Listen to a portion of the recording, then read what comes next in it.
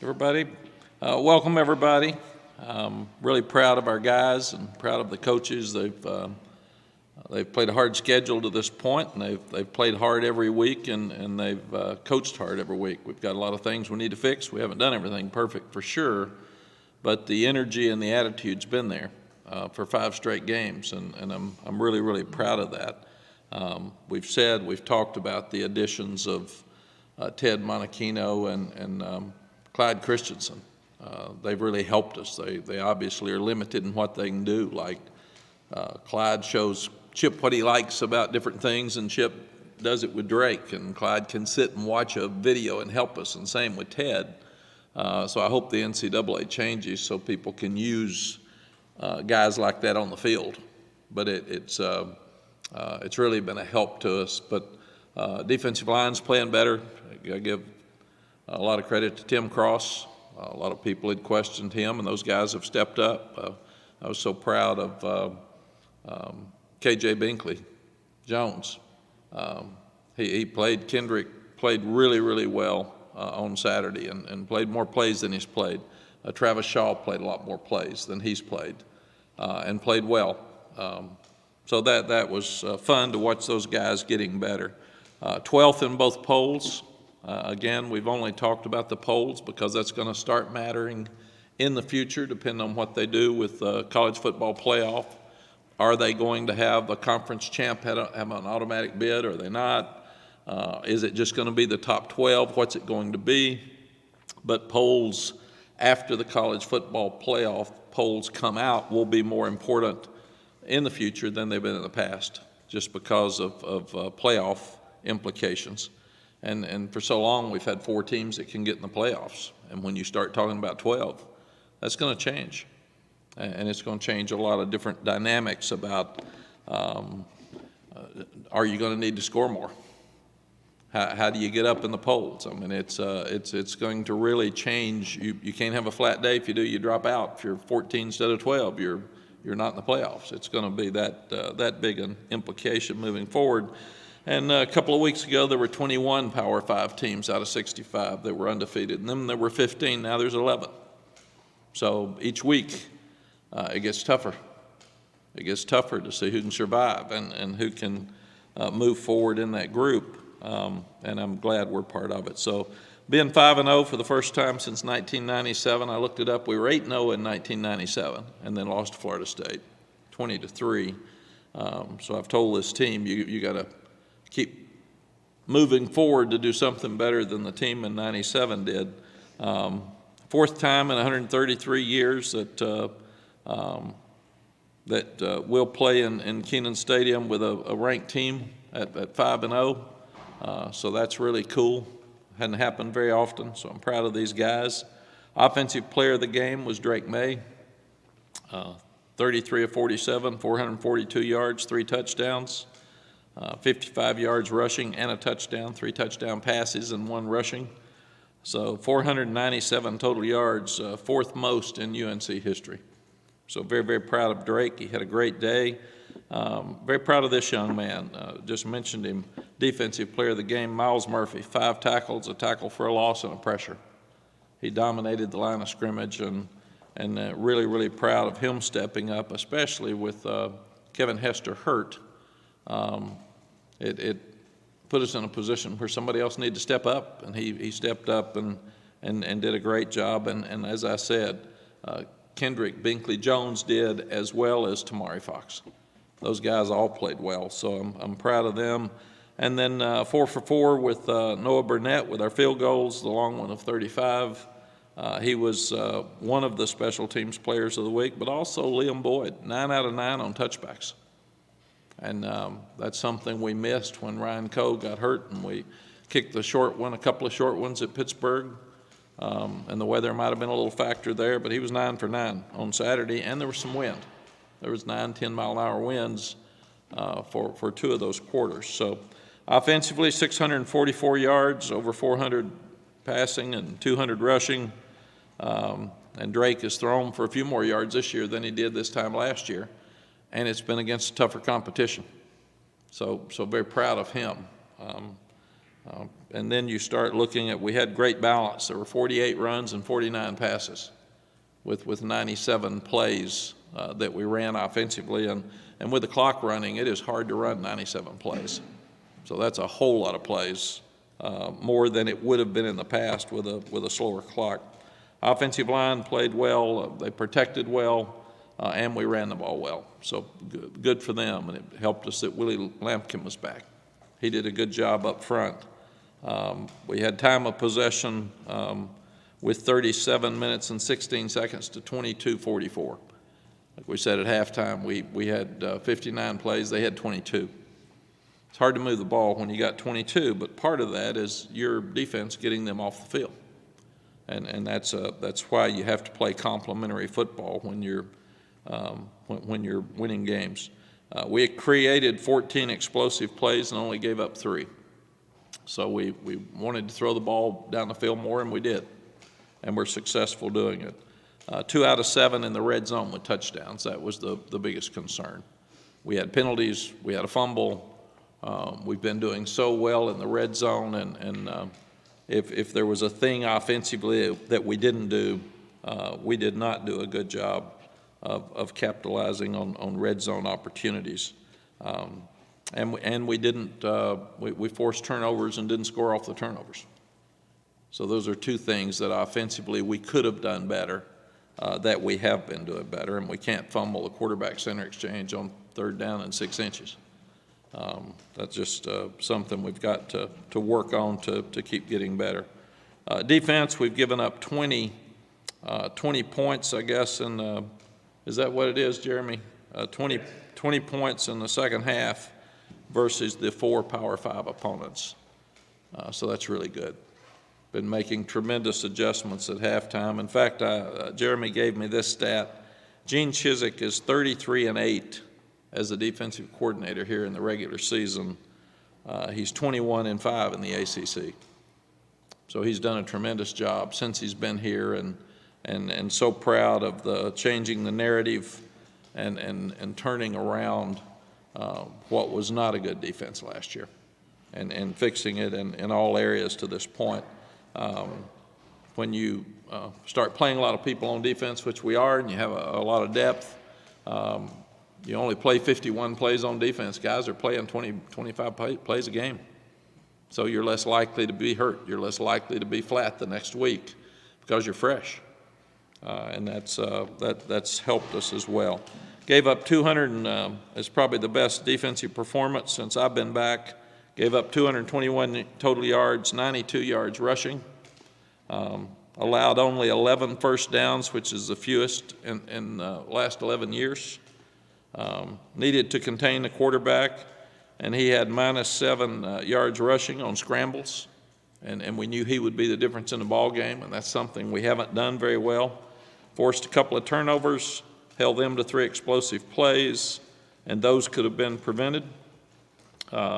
Dominant first half. Drake had 23 completions. They had 22 plays offensively. So that's something that we can be really, really proud of. Hate that we gave up the score coming out of the halftime at the start of the 3rd quarter. There was a 3rd and 14, and we didn't make the play. And then gave them a couple of explosives there, and that was not the time to come out of a situation and let them score. So they won the middle 10, 7-3. Special teams, we were really good in kicking the ball with our field goals and kickoffs. We said that. All touchbacks. Another block punt, which we've got a deficiency there we've got to fix. Ben made a tremendous play to get a first down, catch the ball, run, and get the first down after the block punt, but we can't have block punts. Usually if you have a block punt, you lose a game, and we've won 2 games with block punts the last 2 weeks. So it's something that we've got to, we addressed it and we didn't fix it. We've got to fix it. It's been a problem with our shield. It's a one-person problem, and we got to fix it. And it was a different person in Pittsburgh than it was the other day. So that's an area that we've got to do better. Mario Cristobal's done a good job at Miami. They've completely turned around who they were from last year. They're a top 25 team. They're the most talented team that we've played to this point. And they've got speed all over the place, and we'll have our hands full this weekend. Question marks? Last year, you talked a lot about the team needing to take that extra step to be a championship-style team. From what you've seen so far, has that team done that? It seems like you're running the ball a lot better. The defense is clearly playing a lot better. The first 5 games, you have 3 times that they've allowed less than 20 points. Yes, when you play better defense, you can have more room for error on offense. We haven't had that. We've had to outscore everybody when we've played them. So, but also our offense is doing a better job of playing complementary football with our defense and running the ball better and keeping the ball. So keeping them more rested, and we've played better with sudden change. So I do think that these guys, if they continue to practice on Tuesday like it's a game, and then Wednesday, and build up to Thursday, and get ready to play every week, we have a chance. And that's this game, 3 of the 4 years have come down to the last drive. So this has been a great game, a very competitive game against 2 talented teams. So it's going to be fun to watch them Saturday night and see if we can keep going. Because there was so much hype about Miami last week, I wondered if we would play as good, and we were ready to play. They played hard. We didn't play quite as good the second half offensively, but it was in the red zone. We still moved the ball. They still had a lot of attention to detail, and we've gone back to the same attitude. We've told our coaches, grade this one like it's a loss. Let's be really hard on ourselves, and let's talk about the things we didn't do well. We're going to do more of what you all do. We're going to talk about all the bad things instead of the good things, Chip. That'll make it more fun for us, see, to sit there and do that. So there's no need to go down that path. no, that was humor. That was humor. You missed it, but it was humor. Yeah, but very honestly, that's what we've got to do. We're good. And I'm proud of them. We're better than we've been since we've been here. Now, can we take that next step? And we've got challenges throughout here to figure out whether we can do that or not. We're not talking about the end. We're not talking about anything else but getting better this week and playing to a standard, and that standard needs to be better than it was last week. And really and truly, Miami's going to play good. They're going to be excited, so we can't worry about them. We got to worry about us. As much as you want. Experience, I was going to say, facing a team coming off a crushing loss like that, it's kind of unpredictable about what kind of team you'll see. It is, but these guys have got a lot of pride. They've played us good every year. It's been a fight. I don't think it'll make any difference. They'll, if anything, they'll come in with that chip on their shoulder because they weren't happy with the way the game finished. So that's what I would think. Coaches will be on edge, and players will be on edge, and everybody will be ready to go. So go back and get back on track. As much as you would want more touchdowns in the red zone, in hindsight, Noah got 4 field goals. The way he finished last year, lost some confidence, didn't win the job initially this year. How helpful is it that he is on track now, appears to have confidence, because you might need him down the road to kick a big field goal for you? Yes, it is. It is great that he made them all. I'm still really upset that we're 2 for 7 in the red zone. I'd rather him work on those in practice. We need to work on, but the confidence is great. I'm glad for him. I lost some confidence in our red zone offense, so we need to get it back so he doesn't have to kick. Mack, you talked about coaching as if you lost.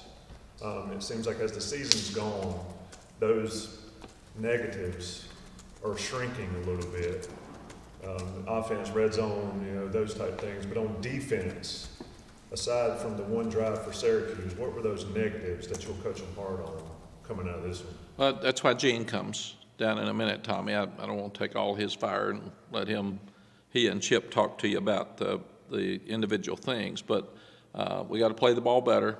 There were some times where we had a chance to blow up a slant at safety, and we didn't. We missed a tackle even, and they made some yards. We didn't play the ball well on the 3rd and 14. That shouldn't have happened. It was a high throw, and it should have been an interception, in fact. We didn't get the quarterback on 2 zone reads where we weren't square and we weren't playing it properly, and the quarterback made yards and made plays. So I think those were probably the biggest things. We kept him in the pocket most of the day. He didn't make scramble yards. There was a ball on the ground when Sid strips it out of his hands, and we didn't get it, and we were right there, which would have been a midfield turnover. We're tackling better in space. I do think the fact that we're playing too deep everywhere, the bench is your best friend as a coach. They know that when they're out there, they better play good. If you don't play good, we're going to take you out because we've got somebody else who can play. And it's very simple. We're going to take you out fast. Offensively, we had too many penalties that really hurt us in the red zone. The penalty on Mari Gaynor was really not a penalty. He is such a high motor guy. He was running to the ball, and there was somebody in his way, and he kind of pushed him out of the way to get to the ball, so he didn't hit him. He didn't knock him down. I'm sure the official turned and saw somebody flying, but it was just Amari chasing the ball. So it's hard to get on him for that, and that's why when we saw it during the game, Gene took him out, and I said, I don't know. I think he's just hustling. Man, he's doing what we want him to do. And the interception by Huzzy, again, he's just got unbelievable instincts and hands. And we saw that when he came this spring, but it's just been, he just, if he's around the ball, he's going to catch it. Oh, you follow? Let me just follow. Do you feel like now is the best you've been to be able to implement that the bench is a great motivator? Like in years past, maybe the bench didn't provide enough talent to motivate somebody to play well. Yes, Tommy, it was either not enough talent or experienced talent. Because a lot of times they would see if a guy doesn't practice hard in practice, it's hard to put him in the games ahead of somebody else, and it's hard for them to feel like they need to come out. Now, I go back to our first year, we had a defensive lineman play 97 plays. And then how could he play good the next week? He's got to be exhausted. And you don't think about that when you don't have anybody else. As we said, he's looking over to the bench and doing this, and we're looking the other way because we don't have anybody to put in. So it's, we're good. Well, we're good, and now we can rotate those guys. And when you take a position like Des Evans, Bo Atkinson, and Jacoby Cowan, those guys can play interchangeably and all be good. And that really helps us. Tamari Fox being back really helps us. And we don't have tired players on the field. Who was that defensive lineman that played 97? I'm sorry? Aaron Crawford. Played 97 snaps against Virginia Tech in 6 overtimes. Didn't come out. And I mean, I felt sorry for him. And he played the next week. And I'm sure if we go back and look at it, he probably didn't play great, but good for him, but not good for us. 80 snaps next week, I think, too. Was it 80 snaps like the that. next week? Yeah. I know, and he's 320 pounds. Aaron was a grinder. I know we can get into the details of it with Chip, but on the offensive line, that was your 4th different starting lineup in 5 games this year, which I know is due to injury and other things like that. But do you think now with Willie back and just the different moves that you've made there, you've moved some guys all over the place, do you think that group you had out there Saturday is your group now sort of going forward? Do you think that's your best 5? You know, Adam, it's a good question. I'm trying to fight them to get more guys playing. Randy likes to get his 5, and if they're in the game and they're doing well, like we thought we played Ed too much Saturday. Ed's not a guy who can play 97 plays. Okay. And whatever, 90, whatever it was, we played a lot of other guys. We got the white team in there, so that was really, really good to get a lot of guys in the game to play some. Amari Campbell made 2 plays. He made a play on the quarterback, and he made an interception. And the play on the quarterback was when the game was really important and changing. So I think we talked about it in the staff meeting this morning. You want to be fresh. You'd like to keep guys with continuity. And Diego Pounds has really done an amazing job for us. He's really come on, and we're proud of him, and that helped him. We wouldn't have, if we hadn't put Diego in a game, he still wouldn't be playing. We wouldn't trust him. And we've got to get Travion Green in the game more for the same reason. I think he'll do what Diego's done when we get him in the game. R.J. Grigsby is going to start practicing tomorrow. So we've got him back. So that really helps us because I thought he would be in that rotation before he got hurt. But it's a good question. It's the one position right now that we're not substituting very much, and we need to start looking at next year. I mean, you've got to have somebody coming so you don't have to go to the portal. So that's one we've still got to figure out.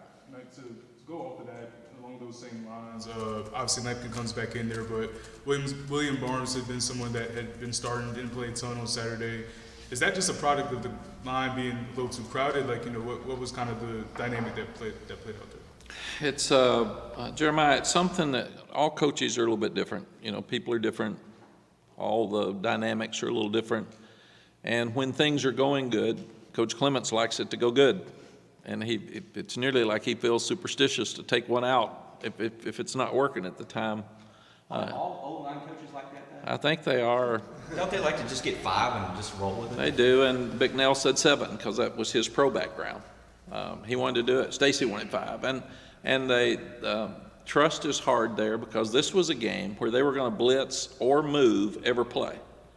Nobody just sat there. They didn't line up in the same front ever, and if they didn't bring the linebackers, they were going to look like they brought them, play some games up front with the defensive linemen, and then drop the linebackers out. So it could have been very confusing. And when they see it's working and somebody's comfortable with it, they just don't want to change it. And Willie being back really helped us. But William will get back out there and play more this week. I think it was just things were going well. And when they're going well, it is that superstitious about feel that a coach has about let's just leave it that way. That speaks to the importance of the chemistry up front. So the coach, the O-line coach, sees that chemistry. I would imagine they're kind of paranoid about messing with that. Yeah, it really does. And Corey Gaynor's so important to us because he's the boss, and he's tough, and he brings a lot of energy, and he's been one of the Ced Gray type leaders for our offense. And he's one of the ones, when I walk down there, he's telling them what I would want to go tell them. And that's just happening time and time again with this team. And that's what I like so much. I listened to the interviews Saturday night that you all had with the kids, and Ced Gray, he's not even the same person he was when he got here. It's so much fun to listen to him with his confidence, and he answers your questions right, and he knows what he's talking about. And that's just so fun for me to see that with him. And then to see Tez, I sat there and cried. What a dream for that kid. I mean, I'll get emotional talking about it here, but he has 12 people his family on the field after the game taking pictures. That was a life's dream for that kid. And I can't imagine sitting there Thursday. We don't know how we're going to play him because we weren't ready for a yes. And when we got a yes, we had to think about, got to tell him, got to tell his family, got to tell our team, got to tell our coaches, and they were all in meetings. And then poor Lonnie and I are saying, now what do we do with him? He hadn't practiced in 3 weeks. He's been on the scout team for 3 straight weeks, and he didn't know the game plan. So Lonnie literally runs down to the meeting room with him, gets on the board and starts saying, here's what we're doing. And then we decided that it wasn't fair to a 4-0 team with kids who had been practicing every day and doing well to just say, put him out there as a starter, even though he was a starter before he couldn't play. So then I did say to Lonnie, I think we'd been out there 14 plays or something, and I said, Lonnie, Tez is eligible. And he played 56 plays. So he played a lot. And he messed a few things up because he wasn't practicing. But this week we'll go back and get him in the rotation and be able to put him out there. But I've never been prouder of a kid. We had him carry the flag out because we thought the whole state rallied behind him. And we thought that was important for him to be able to say thank you. And that was his way to say thank you. And he doesn't talk much, which you saw in the interviews. And he's very humble. But then to play, he wasn't angry he didn't go in first. He wasn't angry he didn't start. He just wants to win. And that was really a cool moment. 56 snaps, 6 receptions when he basically had a Friday walkthrough. Yeah. Get ready. He hadn't practiced any. Is that kind of tantalizing about what might be to come now that he's going to be in the regular season? We think he's really good. The thing that I thought we did last year some at the end is we started throwing too much to just Josh. one of Drake's gifts is to be able to share the ball. He can see the whole field, and he can move it around, even with the deep ball to Nate McCullum. Tez was open, and he said, I felt it. So he saw both of them, but he knew Tez was open, but he's not into, he was into, I had an easier throw for me to Nate. And Drake's had so many guys get caught at the 1 yard line. Whether it's Kamari or Nate, those are touchdown passes that he's had a lot of them this year. But that's why it'll be great. I thought there was a presence on the field for Syracuse because Tez was out there. And they were aware of him and kept a safety over the top of him a lot of the time, which left Nate wide open. So I really felt like that he had more of a presence on Saturday than you would think for a guy that's never played in a game here. That play, I think Drake said that was the Tez effect on that play. Yeah. Why Nate was open. There's no question. And we had a crossing route to Tez open for a touchdown, and Drake got hit right as he was throwing it, or we'd had a touchdown to him on a crossing route. Is this the most depth you played against a quality opponent? And if so, when some of those guys get a chance to get meaningful reps in a game, do you see them practice differently the next week? Yes and yes. I probably played the same number at Pittsburgh on defense because we're starting to try to do that. And we had some guys with some soft tissue injuries in the secondary early, and now that they're well, we're doing it. We're starting to get Amari Campbell in the game more when it matters, and we need him because Ed's going to be gone, and we need Sebastian Cheeks to play some more.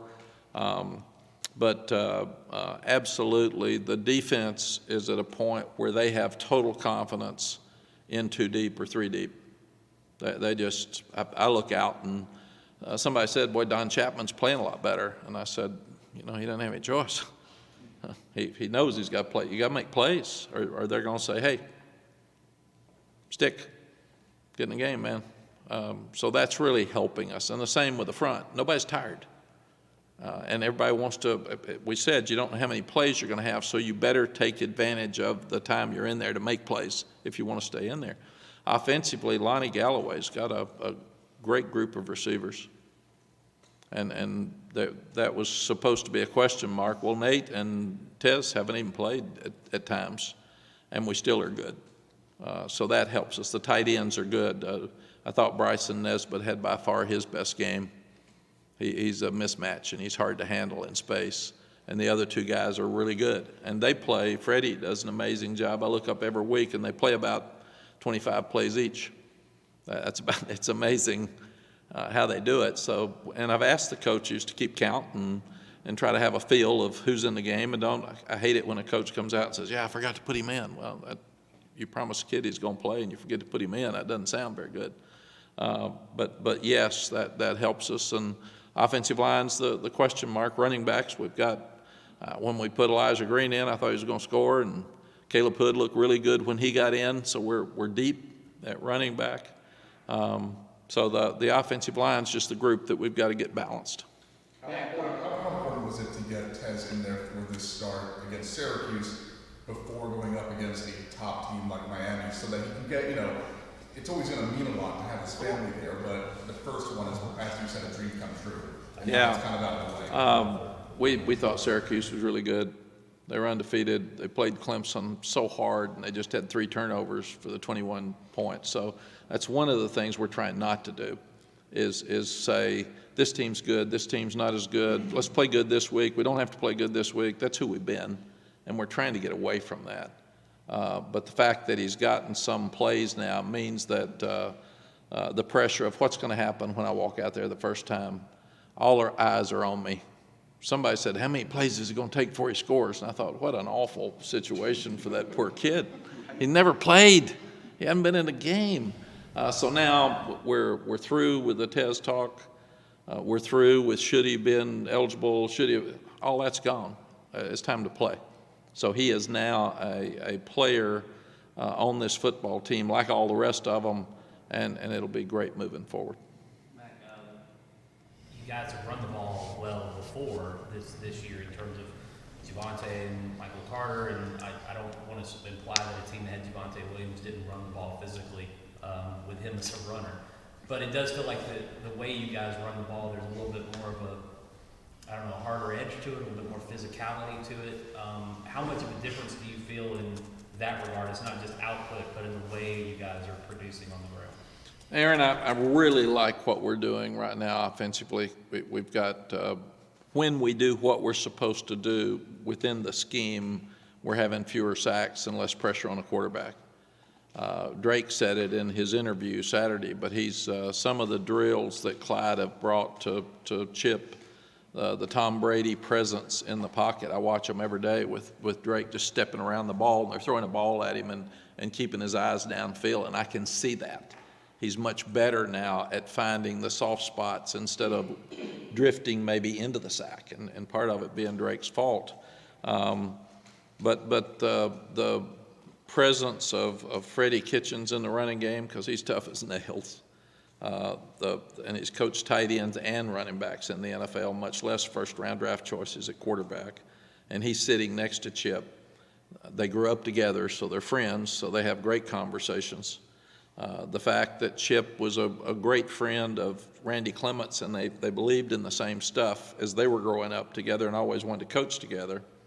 And then the fact that Chip had the same passing game, so we haven't dropped off in the passing game, but we've been able to use a more downhill power running attack, and you've got big backs. It does make a difference. We talked about last week that we can't afford to have 2-yard gains.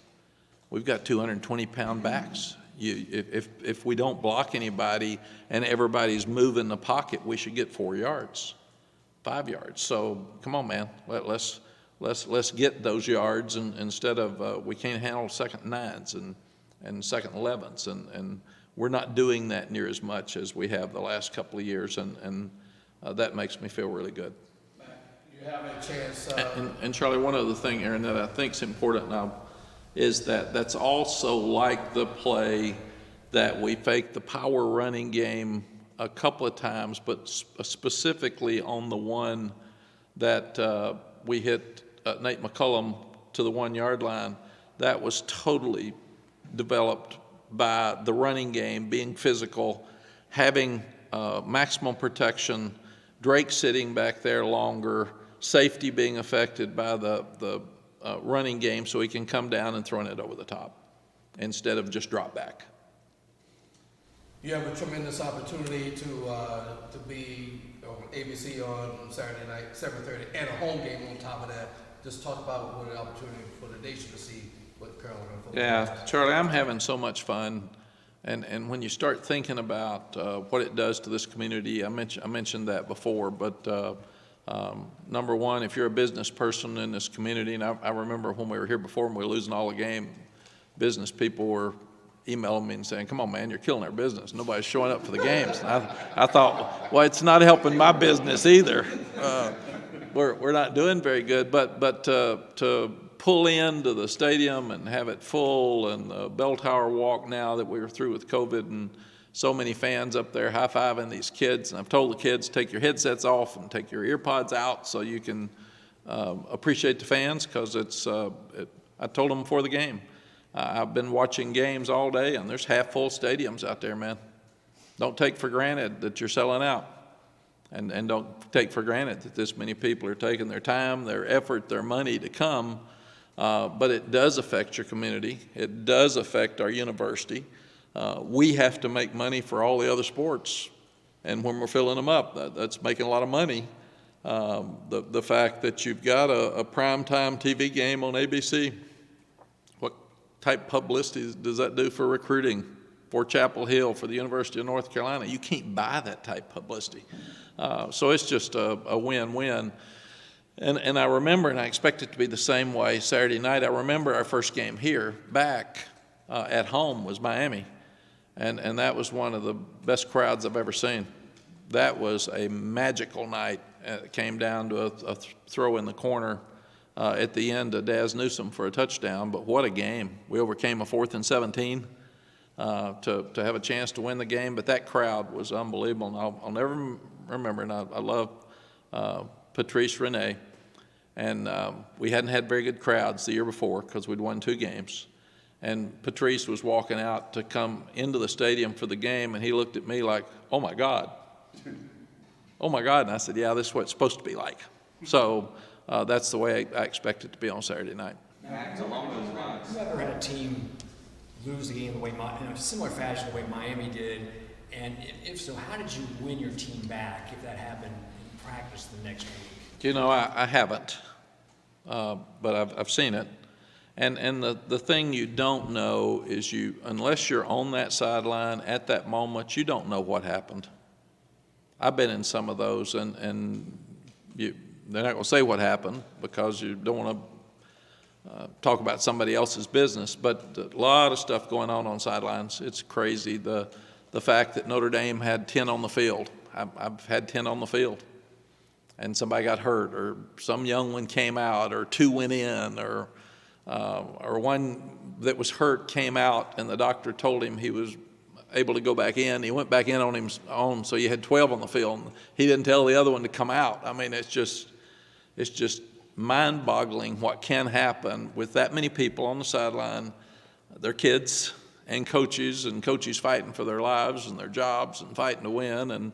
But kids will respond. They'll pull together, and usually when there's more criticism, they pull together harder. Miami will come in here being well coached and excited about playing the game. Mack, along those lines, I did think about you Saturday night when that thing got nuts. Like, I mean, did you? Obviously, there's a situation where they didn't take the lead, but then Georgia Tech scores in 2 plays. Did you fall out of the recliner when you saw it? I mean, I know you had to be watching it. You said you were going to. Like, what was your reaction when it happened? Well, first I sit on a couch. I don't have a recliner. I guess retired old people recliners. I don't know what to. No, I got my little couch there that I get to sit. It's really interesting question because you're sitting there saying, do I want them to win or lose?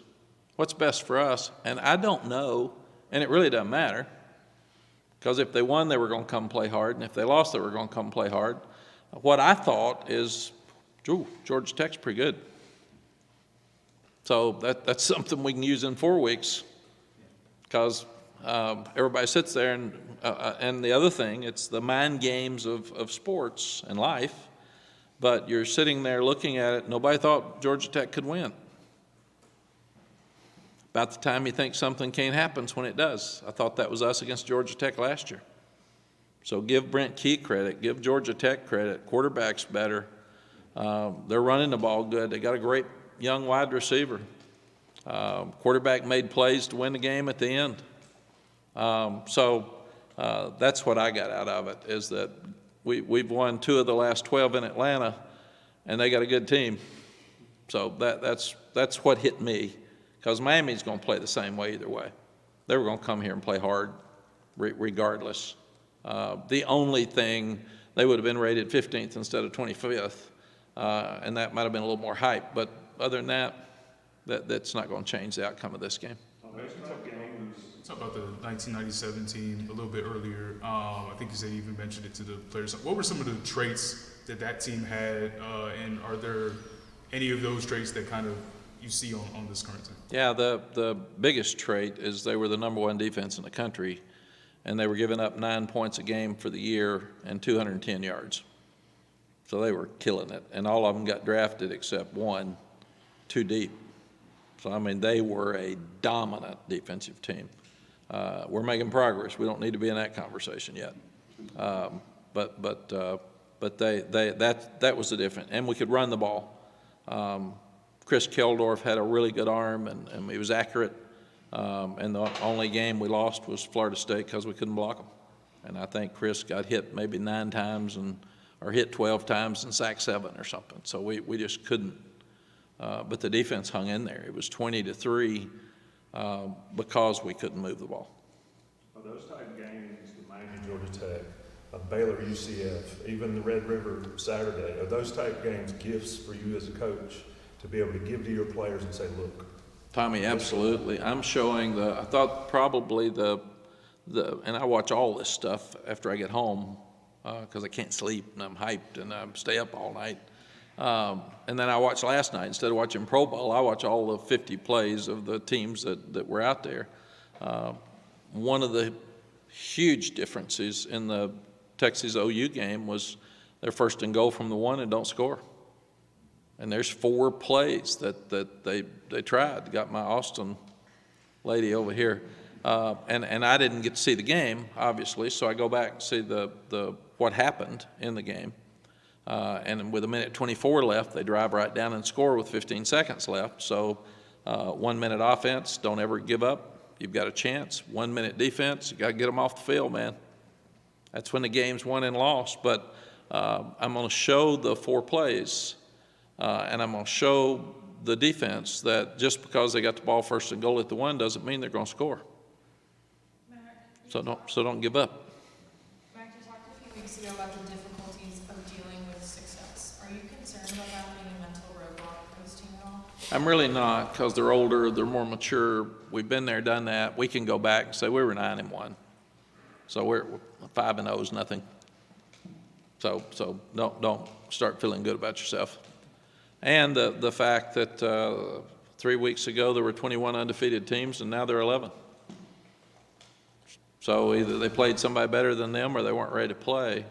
And we're coaching them like you're supposed to, like we always say we do, but we're actually doing it now and they're listening, is that this is a 1-game season. This is the only game that matters. If you don't win this one, you can't get where you want to go. And we're talking a lot about, and I mentioned it in the staff meeting this morning, this team's still got a story to tell. And the story will be for the rest of their life. And I was sitting there with Dusty Dvorak, who did our game, and he played against us when he was at OU and I was at Texas. And he said, we were 2-1 against you. And that matters. So I told the players, the people are going to ask you, what was your record against Miami? They're not going to ask you how much you played. But they are going to ask you, what's your record against Duke? What's your record against State? And it matters. And it matters when you're 40. And it matters when you're 60.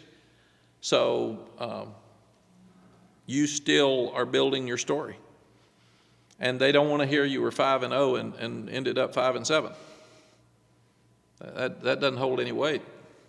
And the second part of that is tell your story, but tell it without excuses and without regrets. I've got regrets last year that we were 9-1 and didn't finish well. I do, and I can't get those back. Regrets and excuses are losses for the rest of your life, and you can't get them back. So we can do something about it tomorrow. We can't do something about it Sunday. So don't wait till Sunday. You fix it today and make sure that you continue to fix it. Mack, aside from the weird ending, what else about Miami from the Georgia Tech game stood out to you? Seems like all everyone's talking about is the ending, but what else from that game? Yeah, they're so talented on defense. Their front's active, their linebackers are good, their 2 corners are great. They've given up very few throws all year. The 2 safeties are unbelievable. The nickel played corner 2 years ago, so he's a lot like Huzzy. So they're just so talented. Offensively, we saw what the quarterback did to us here 2 years ago. He ripped us. And he did the same thing last year. Their receivers are big and tall and can run. Their offensive line's huge. And they're running the ball better. They've got 2 really good backs, and they are consciously running the ball and therefore protecting better. They just absolutely stomped Texas A&M. So I'll be watching that game more than Georgia Tech. That's who we'll see. We won't see the team that played Saturday night, and that's what you learn. You got to figure out who you're going to play. All right. Okay? Thank you all. Thank you, Mack. Thank you.